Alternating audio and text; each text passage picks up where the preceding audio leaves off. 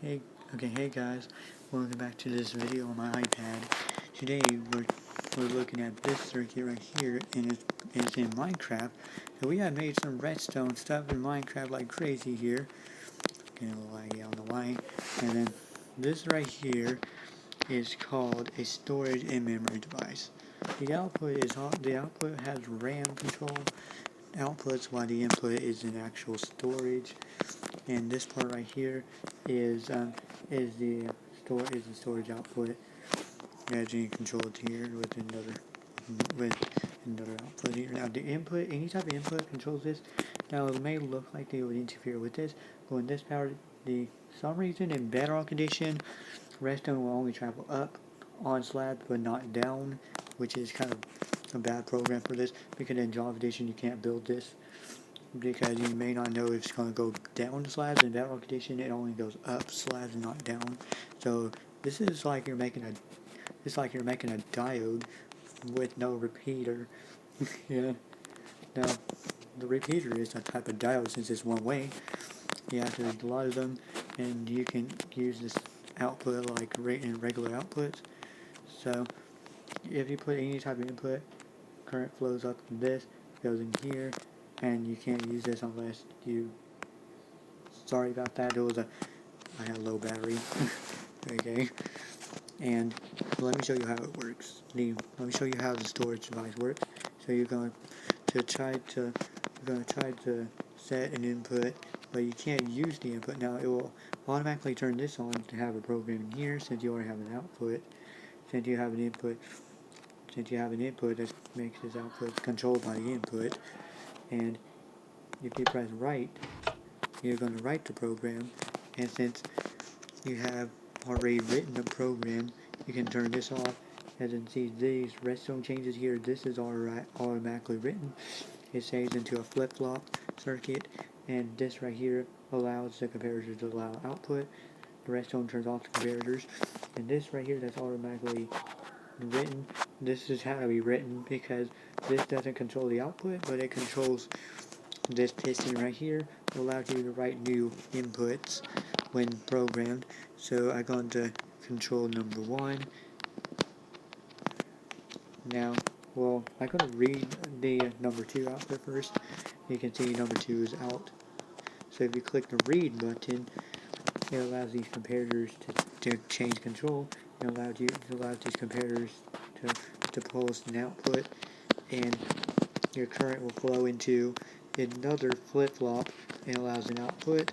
And the eraser circuit will erase everything, and this part of the circuit, like when it erases, it will be part of the circuit controls this right here, and it automatically turns that part off. You can automatically save. Now that it will clear this part, but it will clear the only way to clear this part. If you have access to clear this part, it will break down the comparator and make that output.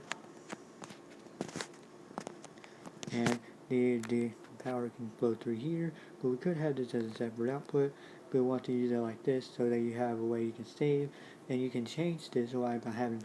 You can also change it by holding down this while clearing, and you have no other way to store RAM, and you can clear RAM, but you can still reread. Yeah, but since we have a new written message, we're going to click write to save the written messages, and then since we have to click board or anything, that you can't save more than one. You can only save one program. But if you read it, it will clear the old program, and it will clear the old program, but switch to another setting to read the program that's already saved.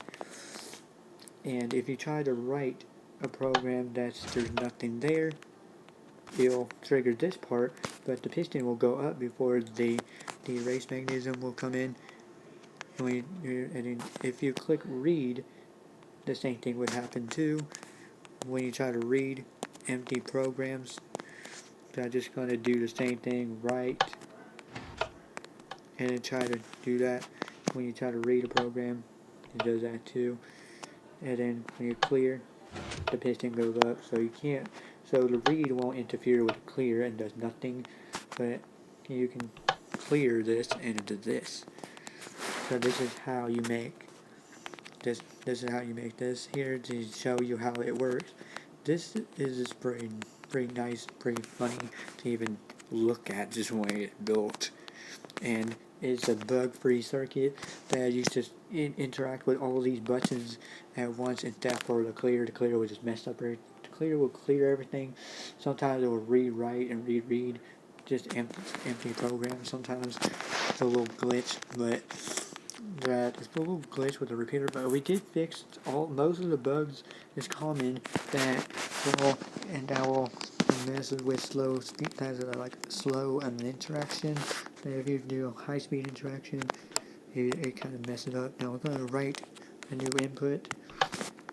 We're going to write a new input, and we're going to turn this off.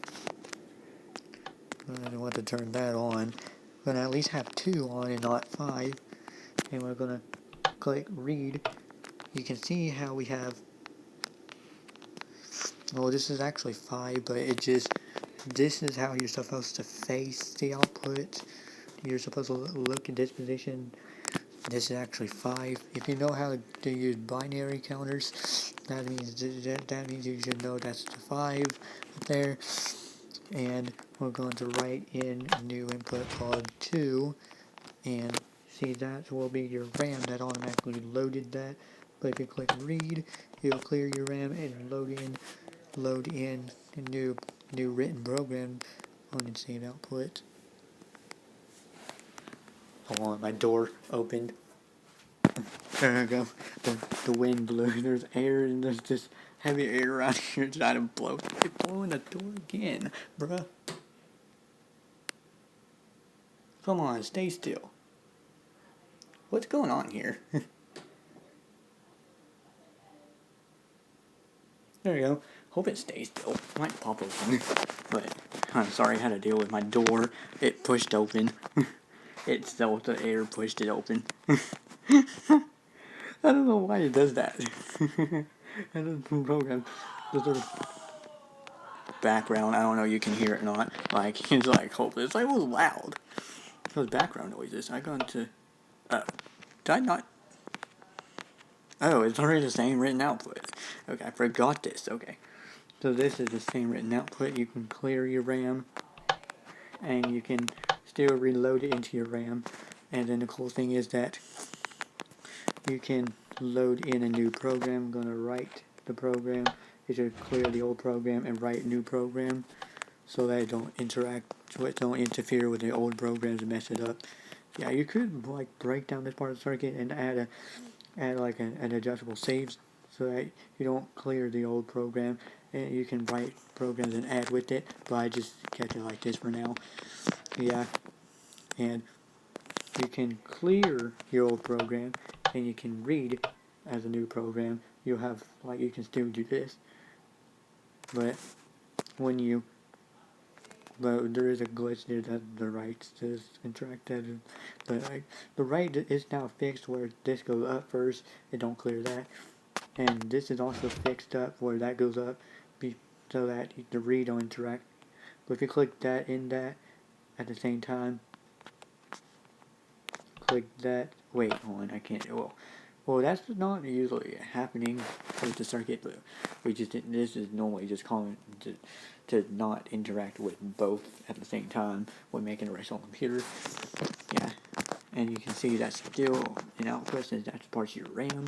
You can use this on your RAM as an output, and you can control your binary.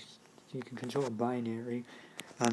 Control a binary to 7-segment driver, since this is a binary output. It needs to make a binary output, but the only thing the binary can handle is all these lamps are outputs. Is on all these black outputs are on. It would mess up the 7-segment. It would just display an 8, which is an error. Or to display an 8, which is an error. Like it would just, because when it turns 9, when one more output hits past 9, it automatically switches to an 8, which means you have an error. Don't worry with that 8. We don't deal with that binary. This one can go up to 15, with the fourth binary segment. Yeah, so we cleared everything. You can just clear it all. Use all of this up. This part right here is another program. This was a test. I just canceled. Yeah. Alright, a lot of these are tests. This is like another saver. I forgot which button is which. Okay, this is load actually. So I can click one lever.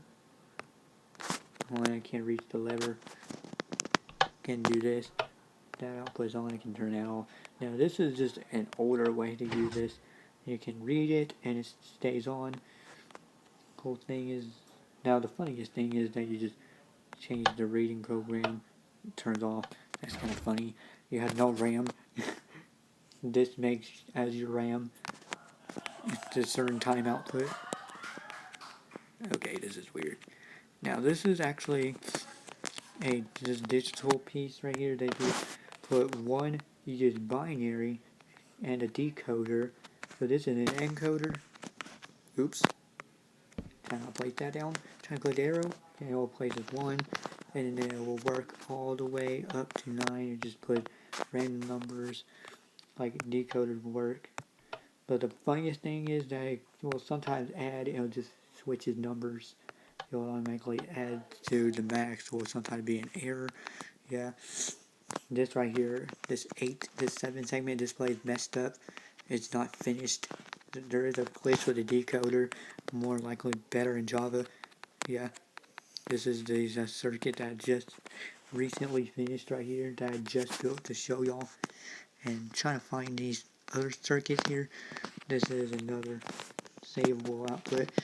See, you can have an adjustable saved output, 0 on top and 1 on bottom. So you have true on the bottom, false on top, and you can put any type of programs you want inside, and then you have a saved output. Yeah, but you just clear it all. Yeah, which is kind of not really an actual storage device. Did I miss anything right now? Okay, this is new right here. It's not really a good one, so I'll come back with that in another video. It most likely works in Java, not Bedrock. Bedrock has a delay glitch with all the items.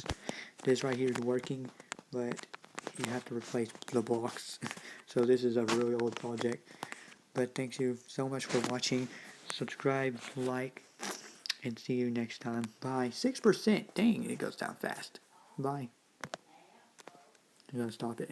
So a lag happened there. Bye. What is wrong with this thing? Bye. Sorry. This is a glitch here. Bye.